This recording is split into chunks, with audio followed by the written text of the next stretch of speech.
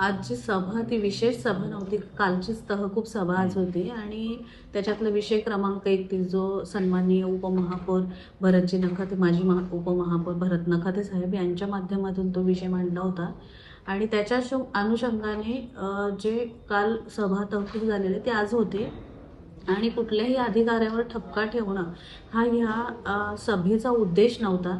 खऱ्या अर्थाने ज्या पद्धतीने तो विषय आलेला आणि त्या विषयाच्या अनुषंगाने आपले जे अग्निशमन अधिकारी परशुराम जाधवजी आहेत त्यांनी त्या पत्र दिलं. मागच्या सभेमध्ये हा विषय आलेला तेव्हा आपण चौकशीसाठी तो विषय स्थगित ठेवलेला आणि एक म्हणजे महिनाभराच्या कालावधीनंतर तो परत विषय आला. त्याच्यामध्ये सन्माननीय जे आपले अधिकारी आहेत अग्निशमनचे, त्यांनी पूर्ण त्यांच्या लेखी एक पत्र दिलं ज्याच्यामध्ये त्यांनी पूर्ण खुलासा दिला जो त्यांच्यावर जी तक्रार करण्यात आली त्या संदर्भात.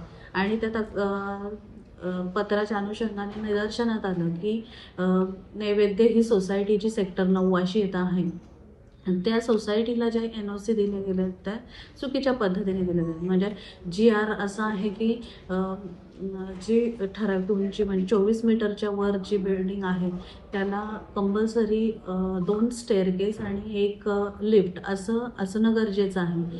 त्या बिल्डिंगमध्ये तशा पद्धतीने फायर NOC देताना ह्या गरजेच्या गोष्टी आहेत आणि त्या न देता एखाद्या अधिकाऱ्यांवर दबाव आणून मग ते NOC द्यायला भाग पाडलं गेलं आणि त्याच्यानंतर ही बिल्डिंग उभी राहिली. आज कुठल्याही नवी मुंबईकर जनतेचं घर तोडावं किंवा अशा पद्धतीची कुठल्याही लोकप्रतिनिधीची मानसिकता नाही आहे.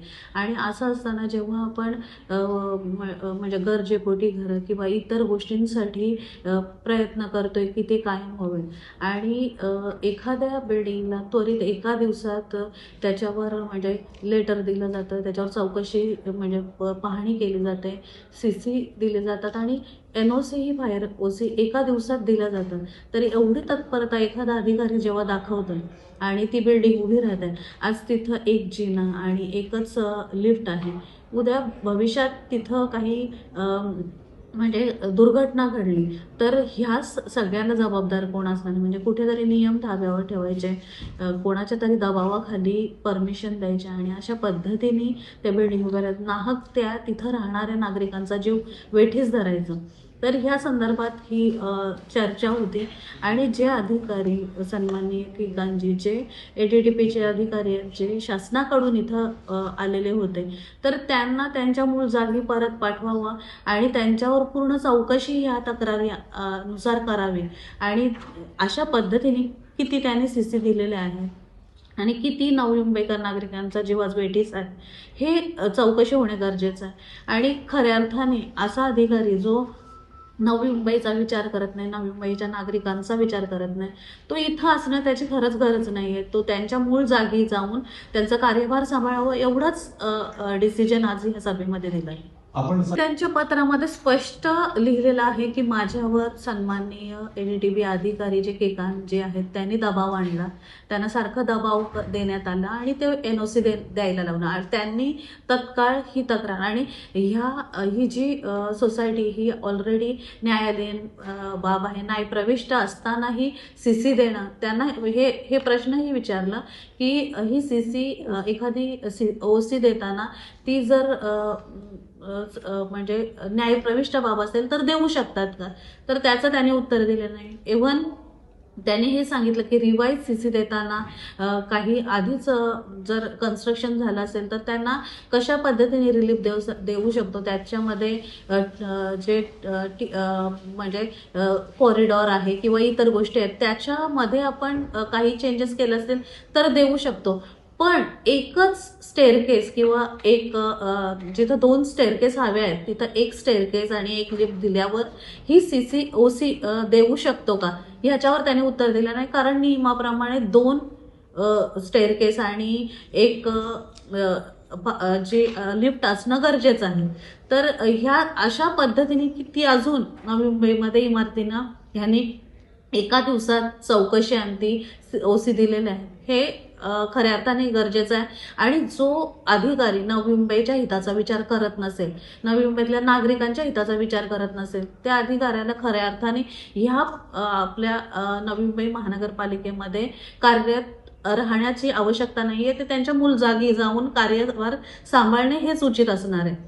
कारण मी पुन्हा एकदा सांगते, कुठल्याही नागरिकाचं घर उद्ध्वस्त व्हावं ही आमची कोणाची अपेक्षा नाहीये, कोणाची मानसिकता नाहीये. कारण ह्याच नवी मुंबईकरांच्या घरांना कायम करण्यात यावं. जे म्हणजे प्रकल्पग्रस्त आहेत किंवा गरजेपोटी LIGतली घरं आहेत ती कायम करण्यात यावी. ह्यासाठी प्रत्येकाची मानसिकता असताना एखादी पण सुरक्षिततेच्या दृष्टीने कुठेही तिथं त्या नागरिकांच्या सुरक्षिततेचा विचार केला गेला नाही आणि ही इमारत उभी केलेली आहे. आणि यासाठी सर्वस्वी जबाबदार जे अधिकारी आहेत त्यांना आपण इथून त्यांच्या मूळ जागी पाठवलेलं आहे. आणि त्याचबरोबर जे परशुराम जाधवजी आपले अधिकारी आहेत त्यांच्या संदर्भात जर काही प्रश्न उपस्थित केले तर त्यांच्या संदर्भातही पूर्ण चौकशी करण्यात यावी असेही निर्देश देण्यात आलेले आहेत. आपण मागच्या सभेत जेव्हा हा विषय आलेला तेव्हा चौकशीसाठी स्थगित ठेवलेला आणि त्याच्यानंतर त्यांच्या माध्यमातून पूर्ण कशा पद्धतीने त्यांच्यावर दबाव आणला गेला त्या संदर्भात लेखी स्वरूपात सगळं दिलं आहे.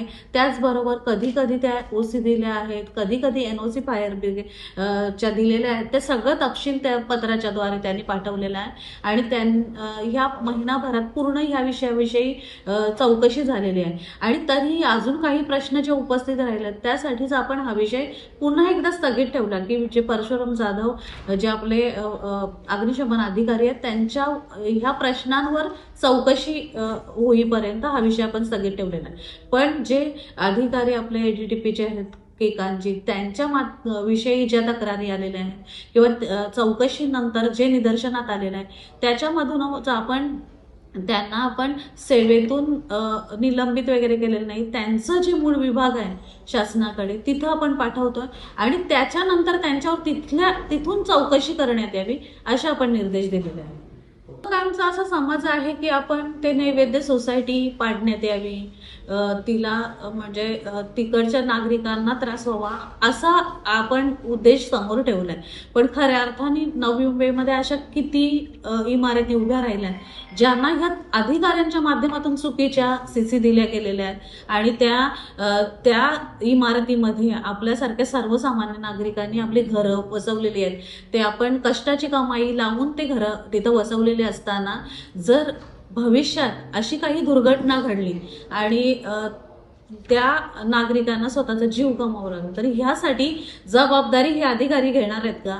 आज प्रशासकीय कार्यकाळानंतर जेव्हा आपण लोकप्रतिनिधी निवडून आलो तर नक्कीच आमची जबाबदारी असणार आहे नागरिकांच्या प्रती आणि त्याच्याच माध्यमातून हा निर्णय घेण्यात आलेला आहे. लोकशाही मराठी ऐका, पहा, जागरूक रहा.